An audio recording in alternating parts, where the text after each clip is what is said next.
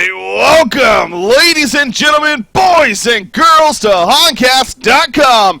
On Tour Season 3 continues with cycle number 1 on what is, of course, the second weekend now of our first cycle of 8 ultimately to come. A crazy, crazy season I'm sure it's going to be. We've already off to a great start here with cycle 1, and we got, I want to say arguably, but not really, unarguably, the best matchup we could ask for nowadays in what is, of course, the winner bracket finals here. Bad Monkey Gaming going up against Sync Esports to kick things off. This is a winner bracket finals matchup. So no matter what happens here, of course, the team will just be dropped in the losers bracket. Worst case, the winner, of course, go to the grand finals. They will have that 1-0 advantage in the best out of 5 of the grand final. So very, very important, and ultimately competing for over that $28,000 prize pool for here in the Diamond Division.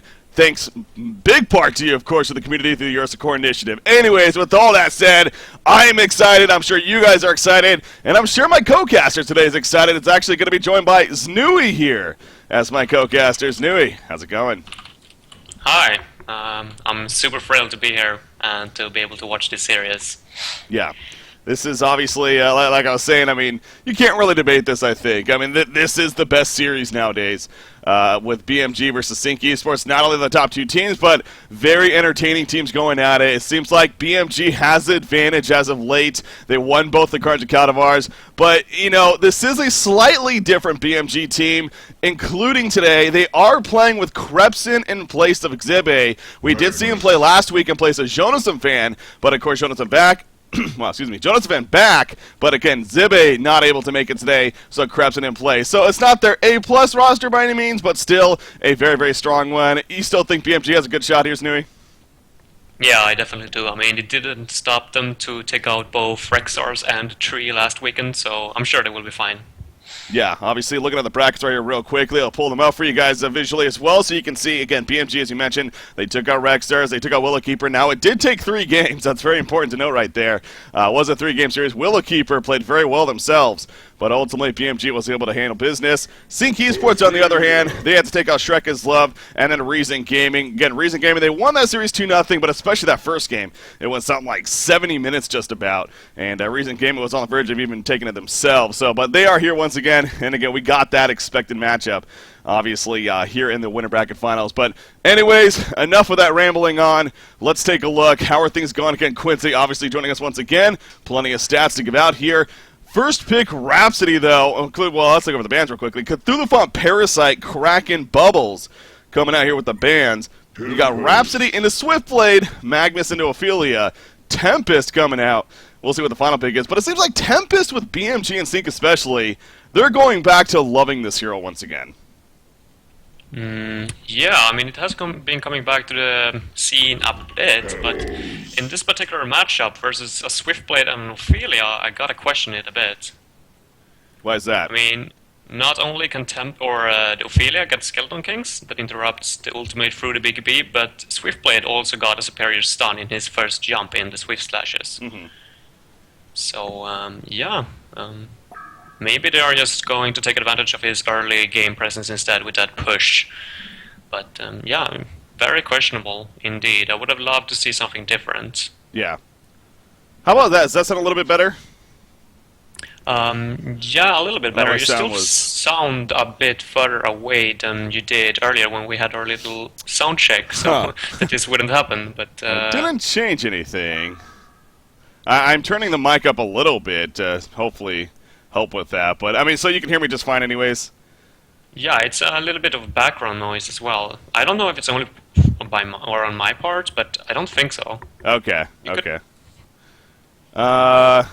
Let me try. I mean, it's fine. It's fine. Okay, it's it's fine. Optimal. Yeah, we'll go with it. We'll go with it for now. I may take a look in between the games if anything, but anyways. So with that said, yeah. So it's gonna be interesting to see how Tempest works out here for BMG.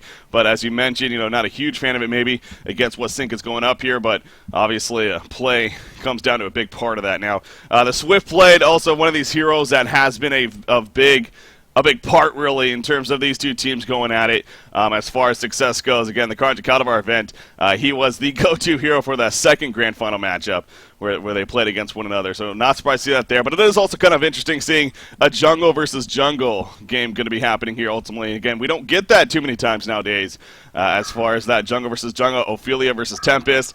Again, the mind game's going to be fun. I'm sure it's going to be Slapped versus Hanskin in that sense. Now, bans coming out, a lot of support bans coming out. Now, Engineer, Doctor, Repulsor, Torturer, Revenant, and Empath. And I highlight that Revenant right there because you talk about another hero, one of many heroes that came out of nowhere, it seemed like, last week and at the beginning of Cycle 1. I'm sure you were at least watching. Did you even play a game or two last week? No, I think that was... No, I don't think so, actually. I think I was covering the games only. That's right. Well, anyways, I don't know if you got, but we had a lot of heroes that were obviously played throughout Cycle 1 so far. Something like 50-plus heroes throughout like 20 games, not even. So, a lot of heroes. Revenant was one of those that really stood out as far as being a very impactful here. And actually, both of these teams ended up running Revenant to power. And not a support Revenant. They run it as more of a carry kind of Revenant. Are you a fan of that, the carry Revenant? Yeah, the team matchmaking scene lately has been exploding of this Revenant. I mean, it's first picked alongside with heroes like Cthulhu and Parasite, and the fact that it has that 2-hero invis in level 6 is just... Yeah, you know, it's insane. You can do so much with it, and I think it's a bit different in competitive though, since these teams are, well, obviously going to be aware of the fact that they have a Revenant in the other team, and they're going to be very, very important with putting down those rev wards. Yeah. So, yeah, I think it's more of a team matchmaking hero than a competitive hero, but it still has potential. As we've seen, I mean, again, we saw Super KG even play it. He got an annihilation with it. He got something like 15 kills or something like that against Willowkeeper in that Game 3 to ultimately help them win the series in the end. So it was a lot of fun to watch. Yeah, clearly has potential, played in the right hands and with the right strategy. So we'll see if we see more of that, or maybe that was kind of a niche thing last weekend and maybe it falls off. But again, banned here, so perhaps some evidence there that it is still relevant. Wretched Hag, obviously coming out there for BMG. Now, this is a classic Bad Monkey Gaming hero especially. They could run it as a short lane, could run it as a suicide. Definitely more the short lane as of late, of course. Suicide Hack hasn't been for a long, long time, actually. So, Glacius going to be coming out, though, for a Hellborn team. A great part and a half with Swiftblade, so perhaps not a surprise to see there as far as support options go. What do you think BMG is going to lean towards their final pick here?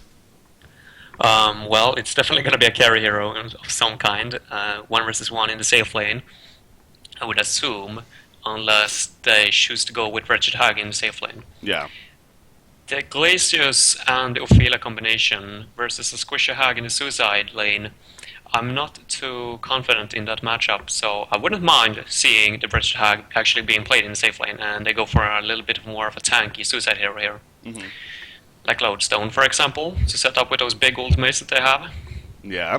We did see Lodestone a couple times, I want to say, last weekend, and again, kind of bringing him back. Or you got not necessarily tanky, but you got Kronos. Now, he got a lot of nerfs, is safe to say.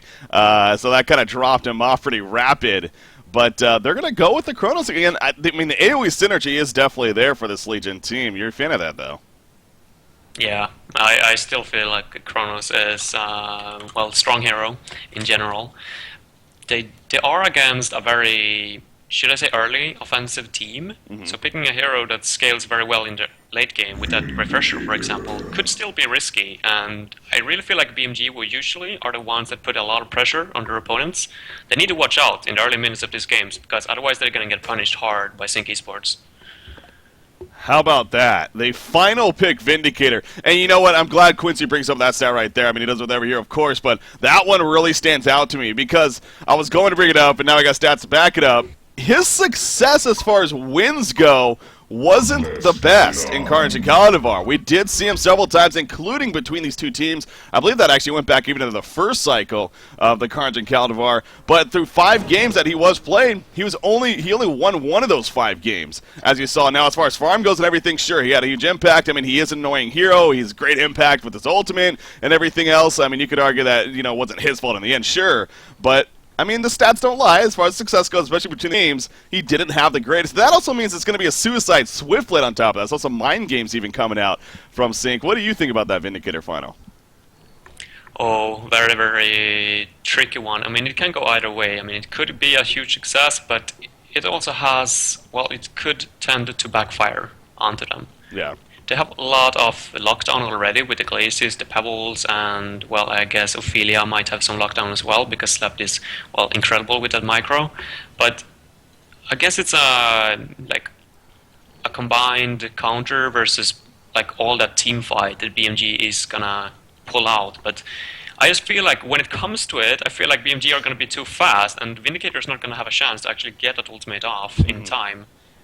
But yeah, I mean, they got Ophelia ultimate to keep them alive a little bit longer, and then the Vindicator ultimate might come to be more effective. Yeah. So yeah, it can turn out either way. I mean, a lot is going to come down to the laning phase. Yeah, again, I get it, and as you point out right there, I mean, it is great against this Legion lineup when you do look at the big picture, but like, that's what flashed in my head, and I'm sure for these guys, too, it might have been tough to pick him up, because it's like, well, he doesn't have the best success in terms of this matchup, especially with these two teams going at it, but he is a good option here to go with in the end. But again, yeah, I'm looking back at this Kronos once again, being played by Jonasafan here, as we do see for BMG, and like I was talking about, I mean, definitely got those nerfs, so, I mean, sure, ultimately the laning phase is what's going to help determine here. As far as the laning phase goes, do you think we're going to see anything too different here, or should we see the normal, you know, Swiftblade Suicide, you got your Pebbles Glacius mid, Vindicator top, I mean, is there going to be anything radical, you think? Before they picked up the Vindicator, I would have assumed that Pebbles was actually in the mid lane together with the Glacius, because lately they have been trying to run a lot of safe laning Pebbles. Recent Gaming, for example, have been picking it up quite a bit and been running that in the safe lane, and Sync Esports have been scrimming versus them. So I think that's where they came up with the Pebbles pick at least. But now when they have the Vindicator, I would assume that that's going to be the Pebbles and the Glacius in the mid. And, well, then Vindicator is going to be 1 versus 1 on the Chronos, and that scares me. Not that Vindicator is going to have a rough time, but in the mid, the Pebbles and the Glaciers, I do not think that they have, or that they stand a chance against the Magnus and Rhapsody. Yeah. That is a strong combo in its own right. So, yeah, we'll see how Sync ultimately perhaps decides to go with it. They are sending 3 heroes currently to the top lane, of course, simply just to block any wards from coming down is the idea with that, obviously. You see the mini-map, not really much of a competition going to be coming out. Maybe Rhapsody going to try to sneak over there and get a ward down, but they should be fine with that. So yeah, we'll see how it ultimately plays out here as far as the lanes go. But Wretched Hag is sure enough heading towards that short lane. Chronos going top. And again, Rhapsody Magnus will very likely end up in the middle here, at least for BMG. It's just a matter of Sync and what they perhaps ultimately decide to do. Vindicator is headed to the top lane. You see Glacius and Pebbles making their way to middle, and then Swiftblade again. He's going to meet up with them, but I assume, obviously, going to eventually head all the way to the bottom lane. So, hey, you see right there, the Magnus Rhapsody lane is quite the success, especially for the Magnus, both in terms of win percentage as well as his individual stats here. So, Glacius is heading bottom initially, but probably just to place the ward of sight, and then eventually go back to the mid. But yeah, so middle lane is safe to say is going to be that interesting matchup here to keep an eye on in terms of these two teams going at it. So, but yeah, I mean, again, for how many different heroes and everything we had in the initial weekend, I mean, sure, we got some heroes kind of making a comeback here. It's almost as if these two teams are going back to their comfort zone, even with some changes happening, the nerfs to Chronos, you know, and whatnot. They're going back to their comfort zone of, you know what, we like Tempest, we're going to pick him up, even though he's not as prevalent nowadays, sure. We like him. Ophelia, the same thing for Sync Esports. They both got their junglers. So, living in the past a little bit maybe, but at the same time, if they make it work, that's what ultimately matters, of course. So, but the middle matchup. So you don't think Pebbles and Glacius here has a good shot if this is played well by Magnus and Rhapsody? No, I don't think so. I feel like they're going to need a helping hand from that Ophelia in the forest. But as you can see, Rhapsody has already placed a ward of sight to keep control over that, or vision onto that gank. Yeah, top lane up no, here. I just... Oh, already some action going on?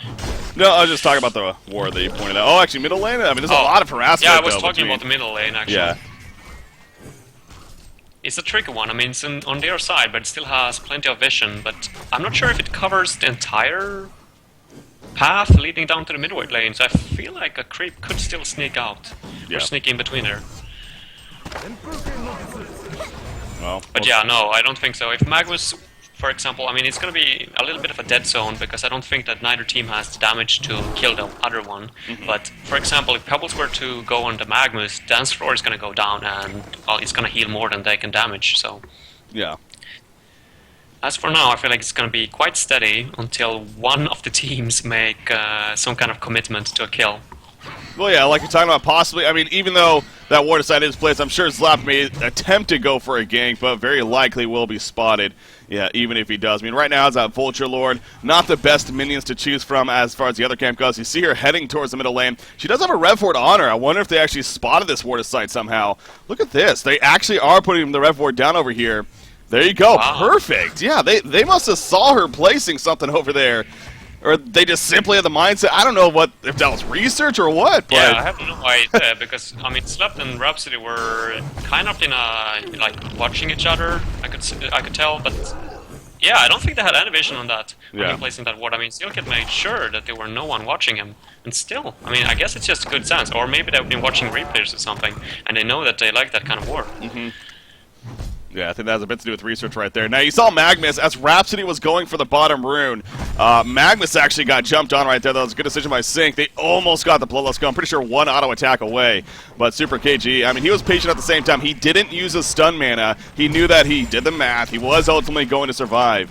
And he did. So he is now full life with the regen. He's going to go on a Glacier right here. Glacier's in a lot of trouble. The creep wave also coming. And Sandia probably out of position in the end. No, he's going to be fine. The auto attack cancels the health potion, but Magnus has another stun maybe coming up. No, he's 140 mana. 10 more mana needed for the Magnus stun. He's going to continue to regen it here. 132, 133, but no, he's going to stay out of range. And now Pebbles, he's running into Rhapsody. Ophelia also assisting with the Kami champion. And Rhapsody going to try to get killed by the neutrals. Not going to happen. Slap gets the Bloodlust kill when it's all said and done. And now Magnus, he needs to get that one out of there. He stuns out at the last second. He will survive because of that, but that completely turned in Sync's favor somehow. Wow, did you see that toss over the ledge up to him? That was just insane. Make it plays. tried, but in the end, Magnus does live. But obviously that backfired, man. I mean, that seemed like BMG was going to have the Bloodlust kill on Insania, but he barely lived and obviously did enough to turn it around right there. So, well played. And now, top lane. Kronos, he's in a lot of trouble. Ophelia's coming and has a nuke.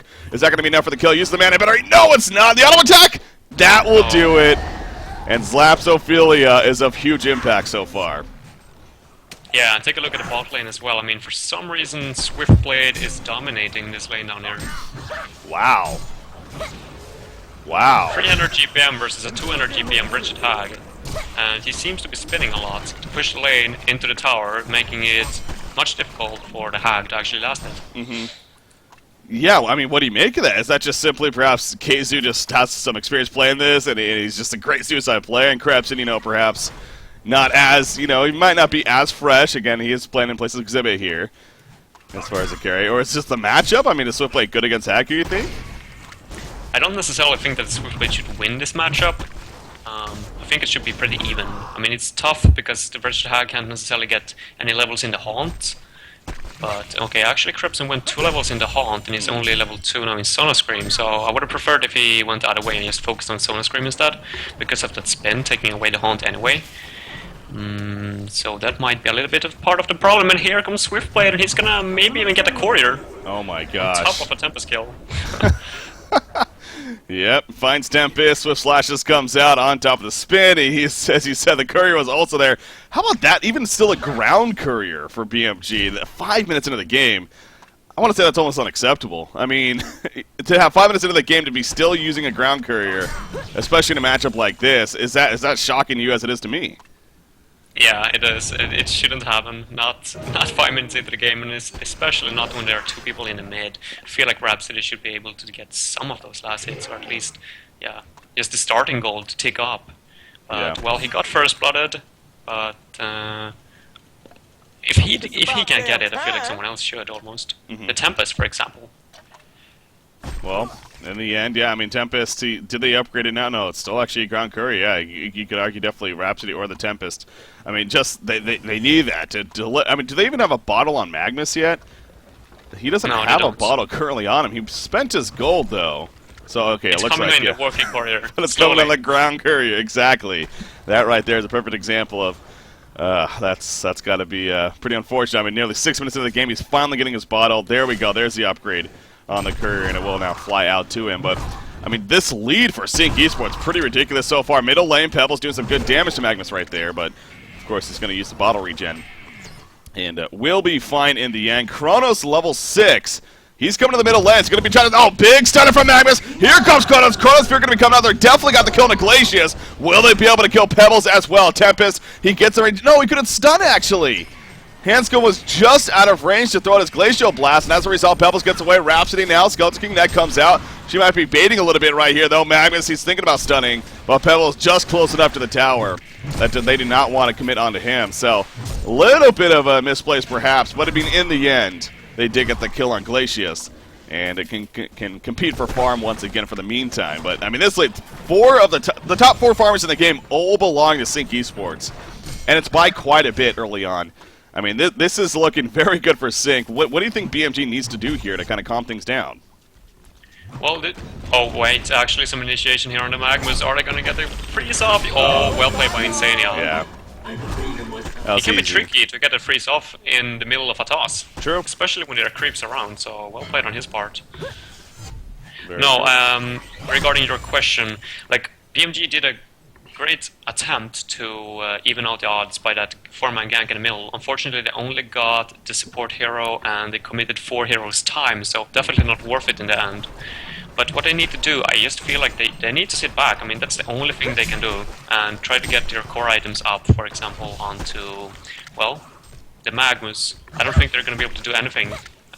Neither any pushes until Magnus got, well, 11 and his key, more or less. I think it's Sync Esports is going to put on the pressure with Ophelia at the top lane. Yeah. Now Tempest, you see down here, oh, the Tempest Ultimate going to be coming out. They're going to try to get a kill on this play. Will this be enough damage? He gets the spin off. Ophelia's touch is even used, and not even close to enough when it's all said and done. So, I mean, I love the attempt right there, but they just needed simply at least, they needed something like the Magnus to also be there to perhaps try to get the kill, but obviously not nearly enough damage in the end. And now that's a Tempest Ultimate down for the Legion team. So Sync has kind of a window right here, knowing that that's going to be on cooldown. You see Vindicator aggressively pushing the top lane. Meanwhile, the middle lane, Pebbles, hey, he says, get off me, bro, but timely right back in. Magnus stuns in, and Mickey looks like he is going to fall in the end. So well played right there. Back to the bottom lane. Swiftblade now spinning on top of Hag. Gets her to blink away. Tempest is going to try to go the flank angle right here and go for the stun. Courier is also flying in. What is being delivered? A lot of items, it looks like. Swiftblade's going to go for the TP. Can Tempest get in here in time? No, he cannot. Obviously, the ultimate's still on cooldown and could not get in range for stud. So, I mean, that would have really been a big kill right there for the Legion team. But again, Kaiser sneaks away, and they push the top tower in the end. Now a 5,000 gold lead. Only 9 minutes into this game here, Snooey. Yeah, it's insane. I mean, Sync Esports really coming down to, well, putting a lot of pressure on BMG this early into the game.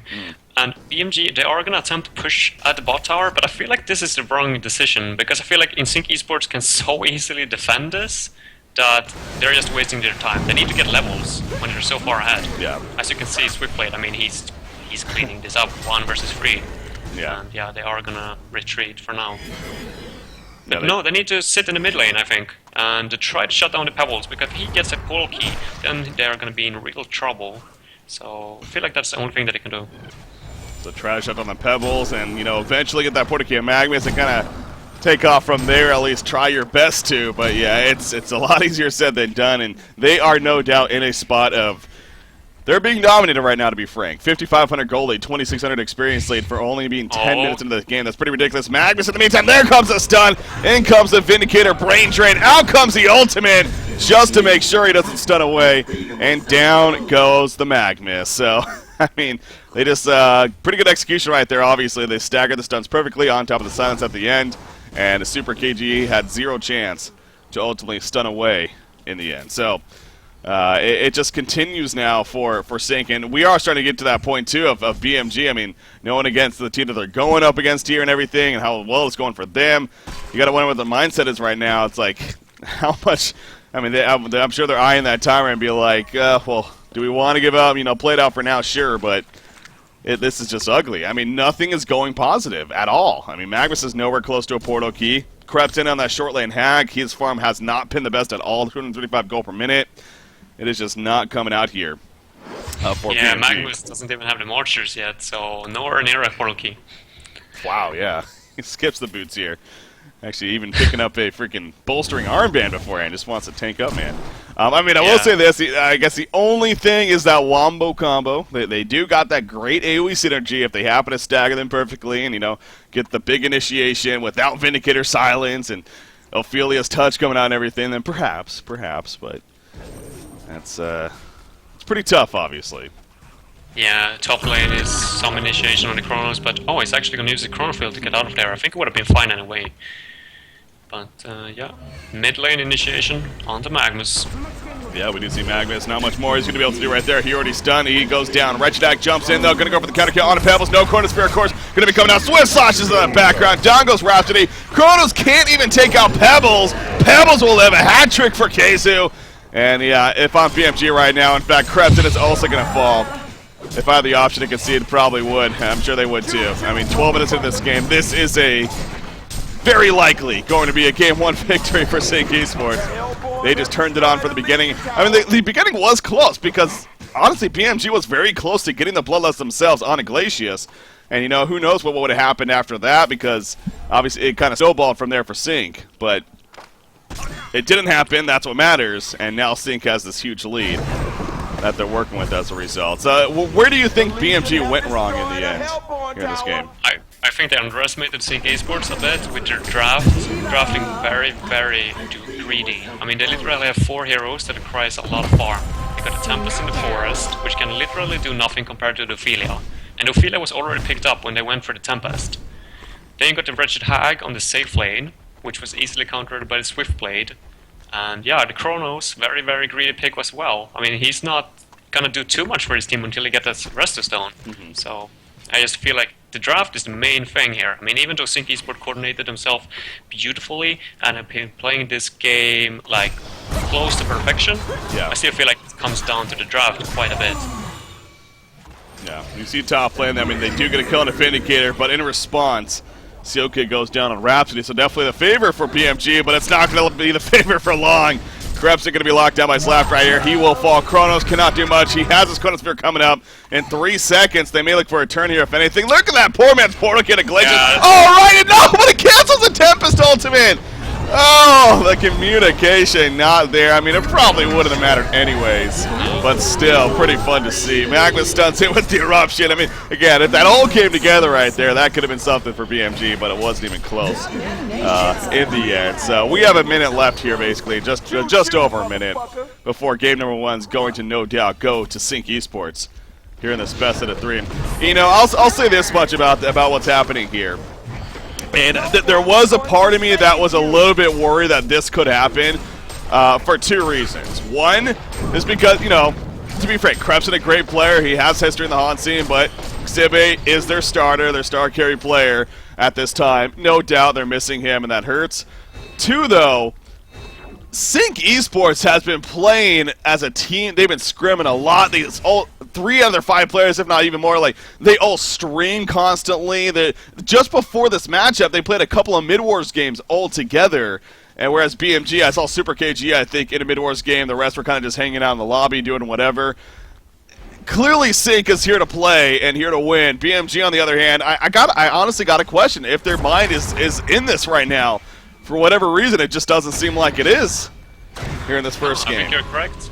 Sync Esports they're constantly training, they're constantly improving themselves, but at the same time, BMG is kind of stomping at the same ground, I guess. Yeah.